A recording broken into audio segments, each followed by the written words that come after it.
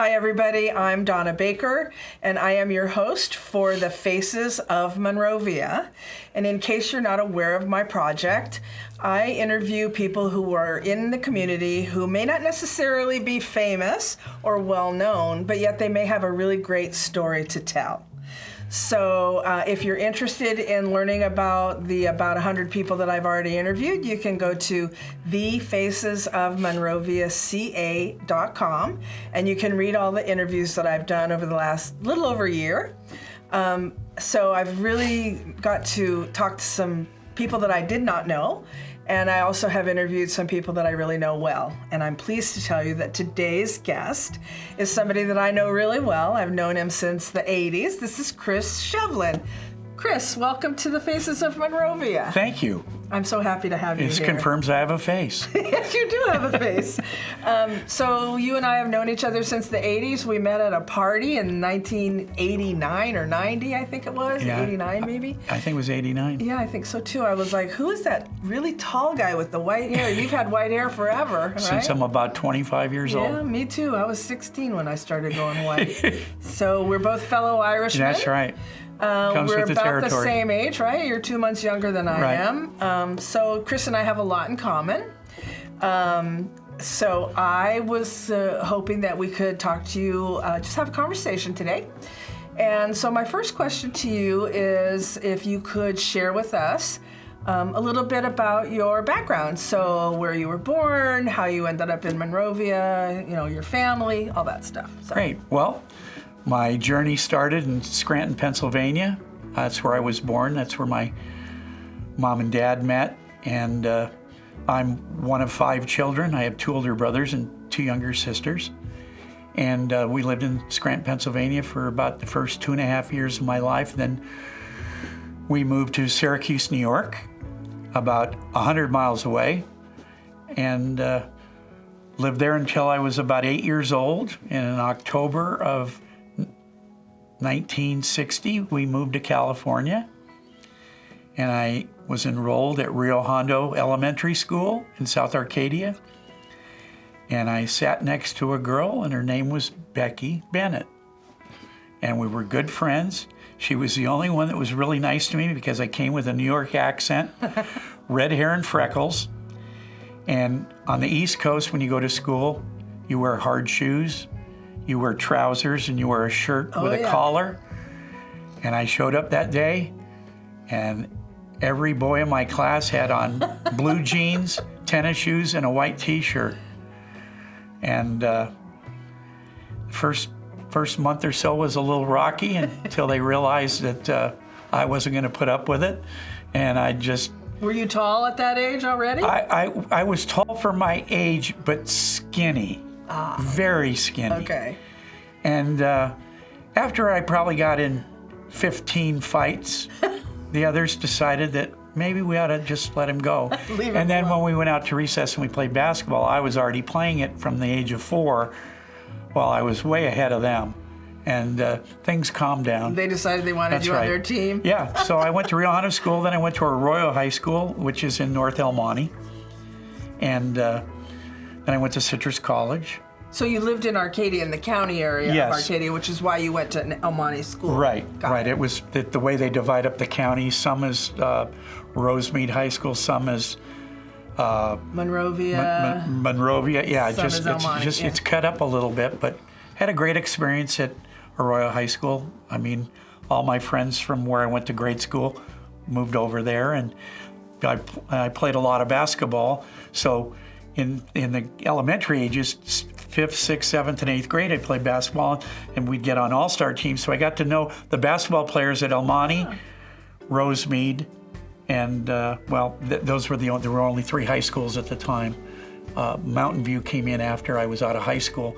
So I already knew people. So when we got to our freshman basketball, I knew everybody on the team because they were all where I was at, and we just kind of moved up together. So it was kind of neat that way.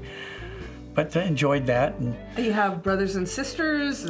I have 2 older brothers, Bob and Tom, and 2 younger sister, Alice and Mary Emma. And And you're the middle child. I'm in the middle. Are you like the troublemaker? Because normally they say the middle child is the one that feels left out. My brothers would say no, but my sisters would say yes because they could torment me. And I remember my father using the expression, I don't care what. Don't you ever, ever raise your hand to your sisters or to your mother. That's good advice. Any woman, any girl. No. And there were times with my sister that's only a little less than 13 months younger than me. I mean, she'd take me to the brink where I'd be like, oh. And That's they why knew my it. brother and I were that way too. They knew they were pushing me to the end, and my dad knew it. But I mean, I learned to restrain myself. She might say that I was mean or something. That's okay, mean, but I never hit him. But we had a fun time growing up because all of us were pretty close in age. Cool. So. Well, we have a little more in common. We're both in the real estate industry. You're Right. a title guy. I'm an agent. Right. And we also grew up in basically the same part of the world. I mean, Right. I grew up in upstate New York and then moved to Florida. So that, then we ended up in California in 1963. So same thing. My dad came here for a job and that's Right. how he ended up here. So, Right. So tell us, so you moved to Monrovia when and why? In 1988, Becky and I, my wife Becky, got married. Okay, so let's stop there for a minute. So you were in third grade together. Right. And you went through school together all the Yeah. way to you graduated. Graduated, and she went to Pasadena City College, and I went to Citrus And that's College. when she was a Rose Princess, right? She became a Rose Princess in her second year. While she was at PCC. At PCC. And you went to Citrus. Right. And so you lost track of each other? Not lost track. I mean, her mom, her father had passed away when she was quite young, when we were in fourth grade. Oh. So it was really probably a quarter of a mile away from where I lived. So, and she had a brother that was a year younger that I was really close with. So, I mean, she was in my life, but there was nothing. You weren't dating each No, other never. until much later. Much later, like in our 30s, In mid-30s. your 30s, Mid-30s. okay. All right, so you got married in 88 and you moved to Monrovia. We decided to buy a home in Monrovia, and I have two stepsons. One's 45 and one's 42. The oldest one runs a family business from his furniture store, furniture right? store in Yeah. Monterey Park. It's over 100 years old, and it's like a museum. The things they have in there, I can't believe it. It's really unique to go in that store to see the things that he's collected and bought at estate sales and bought at auctions. So it's used furniture? Yeah, it's Oh, all okay. Antiques and stuff. yeah, like somebody in Pasadena, parents pass away, and they don't want to do a yard sale, so they just send out Come and liquidation sale, and he'll go in and Oh, very cool. he'll give them a price of what he'll take everything, and they say, good, go, get it out of here. And then he takes it back to the shop, and he's extremely handy. He's excellent at repair of things that you just can't go buy Restoration. anymore. Yeah. It's really ridiculous how difficult it is, but he's got the patience for that. And then the youngest son was in the Army for 14 years and got out. And he was about, I think he's 11 years short of a government retirement. So he went to work for the U.S. Post Office. Oh. And he said, after spending 4 tours of duty in Iraq and in Afghanistan, all the people carrying the mail there, they're complaining about how tough it is and all that. And he's just thinking, you don't have a clue how tough things can be. Yeah, well, thank him for his service. Yeah, by the absolutely. way. I do every time I talk to him. Good. And I know when you hang up your phone, you always say, God bless America. That's and right. I know that's part of the reason. that's which right. you're- Don't forget your seatbelt, and Right. God bless America. So tell us why you say don't forget your seatbelt. Well, I was in an accident in 2005 up on Huntington Drive next to the golf course going north up towards the Mercedes dealership. And there were only one car in front of me, and it was a very sunny morning in August. And a woman, I think you had just left my office. I believe so. Yep. Yeah. And she made a U-turn and came back because it appeared that she missed her turn into City Hall in Arcadia. My goodness. And she hit me head on. and I got knocked out, and my car flipped 3.5 times. And I ended up upside down with the engine on fire. And the car ended up hitting a police officer's car that was going out on duty. So he was my witness. So I can't, that was the luck. That was Because good luck. she claimed that she sneezed and lost control of her car. And the police officer went, I don't think so. But I didn't know any of that until Yeah. months later when I got a copy of the police and fire report. Oh. And, but she kind of really did a number on my neck. So you were in the hospital for several. I think I was days, in right?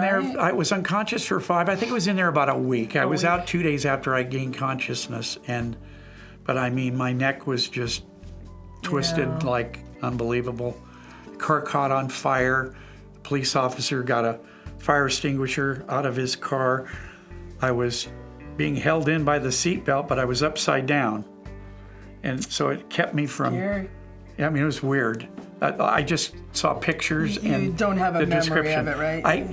I the memory I have is from what I read because I was out. Sure. But it really did a number on my neck. We were all worried about you. I remember that.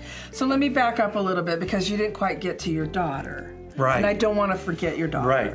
Oh, the love of, well, this The second love of your life. one of many loves in my life. But yeah, in 1989, Becky and I had a child, Sarah Elizabeth, and I'm blessed. She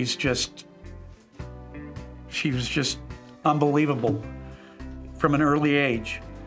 If she was doing something, she'd map out how she was going to do it. It's no wonder she became an accountant. Oh, is that what she does for a living now? Yeah, she's got her remember when master. she was- Yeah, she's.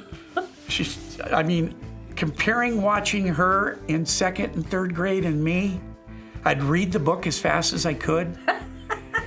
And then I'd have to go back to the book to answer the questions because I was just reading it to Didn't read it. comprehend it, right? Well, she was the kind of kid that the teacher, and it was taught at her school. She went to a little school over in Arcadia Christian School, and they taught them how to kind of map out the deadline and go backwards and what you need to do in increments to get it done on time. Oh. So here she is in the 2nd and 3rd grade, and she'd say, okay, it's due this day. Well, I need to have the outline done maybe 3 weeks before that, and then I need to read the book, and then I need to do this and this. And she would have everything Wow. done weeks in advance. And it was like, And she'd remember it all, well, right? yeah. And I thought, boy, this is not me. She didn't get that from me. Chris is too. So funny. she was like that, and and then it progressed in high school. If they said, here's the curriculum for the class this year, she'd get her calendar out, and if a book report was due in the first quarter, she would have it where she did 20 or 30 minutes a day, and it all fell together. Wow. And just That's perfect accountant. perfect. So I know that you have done a lot of things in your life for a living. Right now you're a title rep. I know that you were a UPS driver at one point, but I know that one of your passions is basketball. Now, obviously, you're 6'3", and everybody probably thinks automatically that you're some basketball player. even Well, though nowadays, that's not really 6'3" is tall. not enough. So tell us about your passion for basketball and why. Well, it started in Syracuse, New York. On my 4th birthday, my dad was working nights, and my mom took me to a basketball game to see the Syracuse Nationals play the St. Louis, can't think of the mascot at the time, the Hawks. And I just fell in love with it. I was just fascinated by the whole thing and seeing them play. Was your mom a fan? Is that why she took No, you? my mom took me. She probably could have cared less going out because we had to wrap up and go down on the bus, and it was freezing cold, and it was, I mean. But she just thought you'd like it. I would like it, and literally she lit a light on a candle that still burns. I came home, and it was my birthday that day. And we came home, and we had birthday cake, and I opened the present. It was a basketball. And I would go out in the backyard. My dad put up a spotlight on the garage, and I'd go out there and shoot the baskets, and I'd be standing in snow and ice. And my dad would yell, "You're gonna freeze to death out there." I said, "Dad, I'm so hot, I'm sweating." He goes, "Okay, as soon as you're done though, run in the house and get those soaking wet clothes off you." Yeah. And I did it, and then I continued to play it, and then moved to California in 1960 and started playing basketball at the elementary school. By the time I got to 5th grade, they had organized after-school basketball teams and excelled at that. And then from there, I went to high school basketball and did well with that. And then I went to Citrus College and I did well with that. And then I transferred to Cal State Long Beach. And at the time, I had a very famous coach by the name of Jerry Tarkanian. Oh, wow. And I attempted to walk on, and I lasted about 3 weeks. And I realized it was physically, I wasn't capable of continuing. And I realized it right near the end of the 3 weeks, driving home on the 605 freeway, driving my Volkswagen, and my arms were so beat up and sore that I steered all the way up the 605 freeway with my thighs and knees holding the steering wheel. It was painful, and I came home and I said, "Dad, would you like to have a can of beer?" And he goes, "Well, sure." So I had a can of beer with him. I said, "Dad, I'm done. I can't do this. It's just too much." And he goes, "Well, you sure?" I said, "Yeah, I'm sure." I could have made the team. It would have been probably more for grade point average than playing, because at the time they had an All-American, and ultimately one graduated, but then 3 others became All-Americans. And I mean, it was just the team, the size, the strength of these guys. I mean, You just couldn't compete. I was 6'3" and 153 pounds, and the guy guarding me ended up in the NBA for 13 years. He was 6'6" and about 225. Wow. He looked like he came out of a weightlifting contest, and he was as quick as a cat. They could just push you over. Oh, I'd be on the floor, get up. I thought, this isn't good for my physical health, so I gave it up. But I got involved in basketball officiating and had 37 years of pure joy. It was whatever was going on in my life, that was the greatest step back away from everything. And it was like, people say, you always looked like you were so relaxed. And I said, well, actually, I don't think of it as being a basketball referee. And I used to explain this to Becky, that I almost thought it was like the orchestra's playing, and they're playing regardless of what the conductor's doing. True. And, like when he does this, he wants you to maybe tighten that up a little bit. And it was done with, that's how you treat basketball. I feel like it's high-speed ballet. An art, right? It's high-speed ballet Right. with some very talented people. But, basketball's a simple game.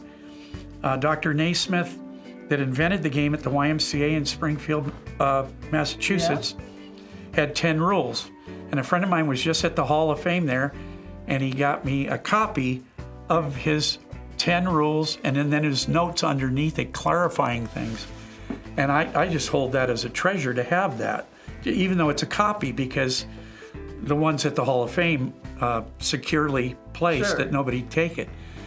So I got really good at officiating. I did high school basketball and even some junior high games early on. I did whatever they wanted. And that was a paid gig, right? Those were paid games. Now at the time, I'm 19 years old, and I have friends that are working at a gas station pumping gas for $2 an hour. Well, I would go over to First Avenue School and do 2 games on the blacktop, and I'd come home with like $37. Well, these guys were working part-time at the gas station, and I had nights off and weekends off, and I was making about $80 a week, and they were making maybe... Which was a lot of money. That was a lot of guy money, your but age they at were that making time. $40, and they were filthy dirty and breathing the fumes of the gasoline. And here I'm officiating, and it's like, God, this is unbelievable. So I did that for quite a while, and then I started working junior college games. I was lucky enough to work 6 CIF championships at the sports arena and the Long Beach arena over the years. And then I started doing junior college basketball and kind of excelled at that. And then I Division III and Division II, and then I got a letter accepting me as an official in the Division I program, and got to travel all over the country and even outside of the continental United States. Went to Alaska, went to Hawaii, went to San Juan, Puerto Rico. Wow. Just had I laughed that I was getting paid to do something. If they paid my expenses, I'd have done it for free. Tell us about the commissioner guy. He was Well, my first college basketball game, a four-year school, was at Occidental College. And I got a letter in the mail the summer before that you've been accepted as a basketball official in the Southern California Interscholastic Conference or something, the SCIAC. And I thought, who the heck's this? I mean, I was pretty naive. I was just enjoying what I was doing. So they said they were going to have a meeting. We went to this meeting, and it was some officials talking about the do's and don'ts and all that. And okay, that's fine. So then I go for my first game, and I get to Occidental College, and I'm in the locker room, and this guy was there before me, and he was at that point I was 26, 27 maybe. And this guy's there, and he's got ace bandages out, and he's putting, I never heard of Tiger Balm till that day, but it's kind of like a mentholatum. I know what and it reeks, and he puts it all over his legs and thighs. And then he wraps it up with an ace bandage.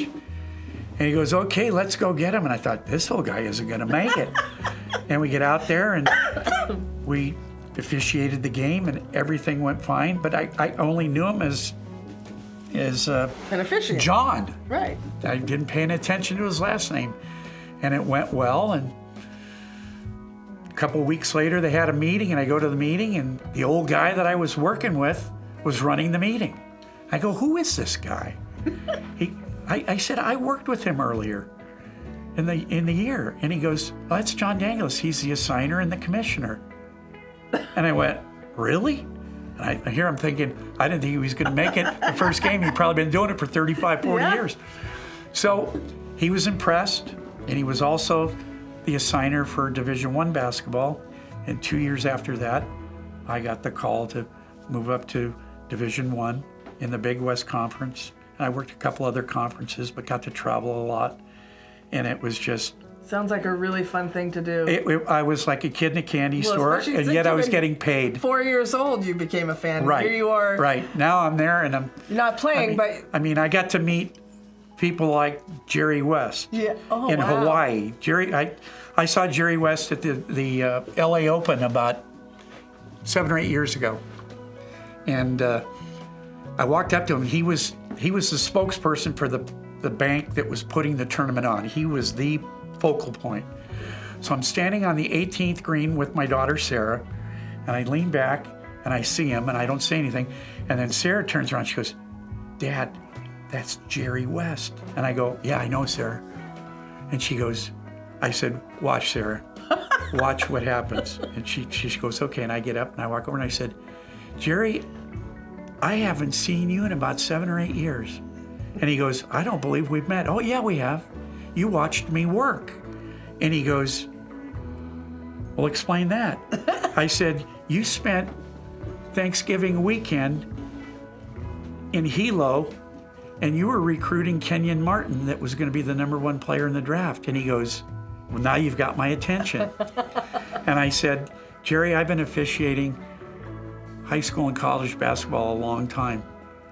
That was the greatest, including the pros. Talk about a lot of points. Like Will Chamberlain scored 100 points.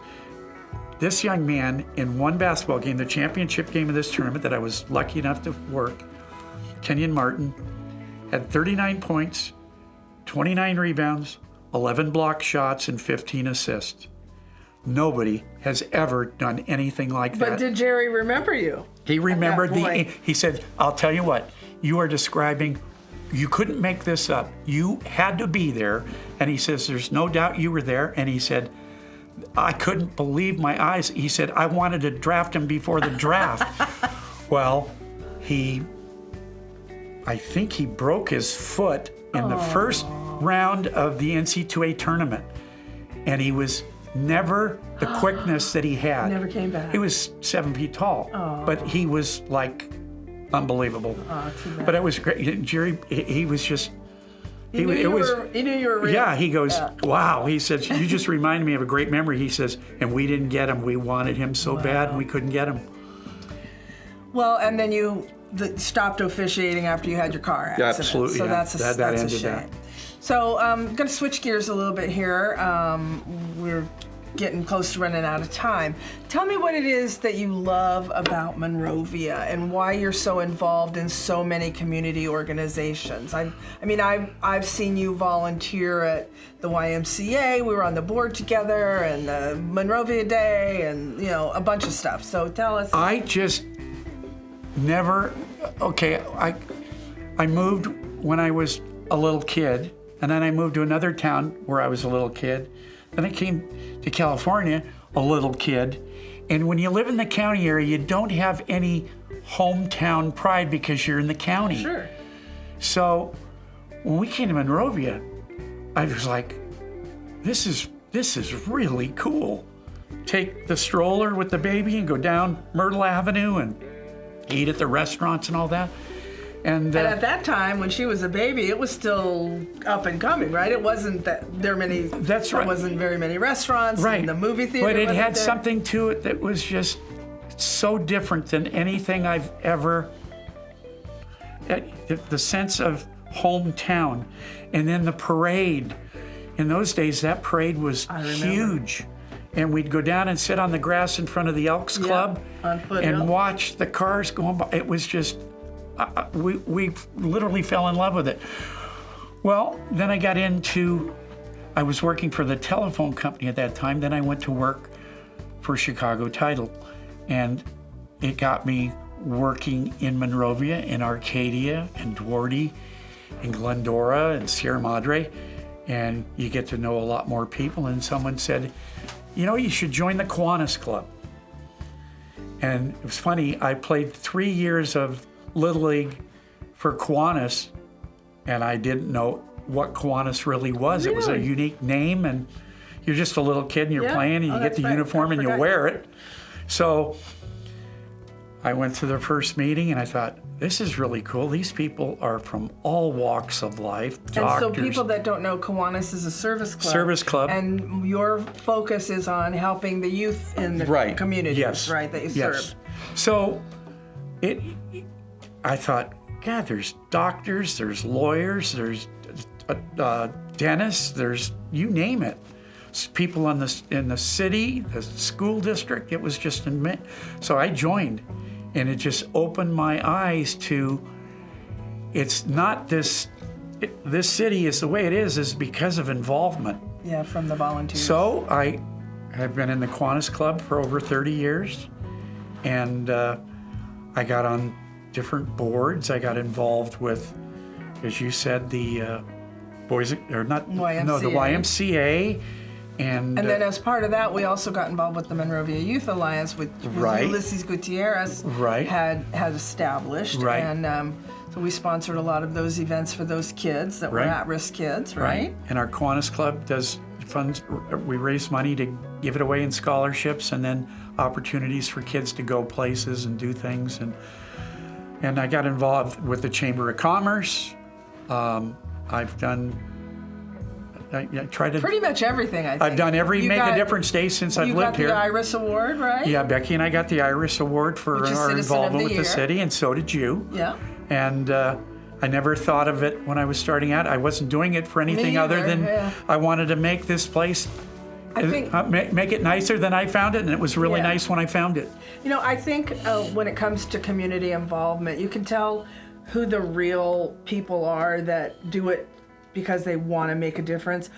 And then there are other people who do it just to have that on their resume, And so I think people like you and me and all of the volunteers that we've worked with over the years, they're serious about making a difference in the community itself. And I know you and I both focus on the kids, right? So most of our philanthropy and our volunteer efforts are helping kids in town. Yeah, I support the Monrovia Youth Baseball. I always thought, if you advertise in the right place for the business you have, it's not a direct quote pitch No, for them to use you, but they're going to they- recognize that, That's wow, right. he's invested in this Right. community. that's exactly right. So, And, that's you know, why- and it reaps some benefits, but you're also providing a service. It's not a one-way deal, it's Correct. a two-way deal. Yeah. But, so, Well, thank you for all that you do. Right. It's really awesome. And so we're running out of time. Believe it or not, that was a fast 30 minutes. The conversation with you goes fast. really? Yeah, so I'm going to wrap it up here. So I want to thank all of you for joining us today. I hope you enjoyed getting to know Mr. Becky Shevlin. That's kind of a joke. My husband tells everybody he's Mr. Donna Baker, so Chris and I have a joke about that. But if you're interested in nominating anybody, including yourself, feel free to self-nominate. You can go to thefacesofmonroviaca.com and go nominate, or I nominate, or something like that. You can also read all of the interviews that I've done in the past. I've done about 100. There's some amazing people in this town, and I hope you enjoy learning about them. So thank you so much for joining us, and we'll see you next time.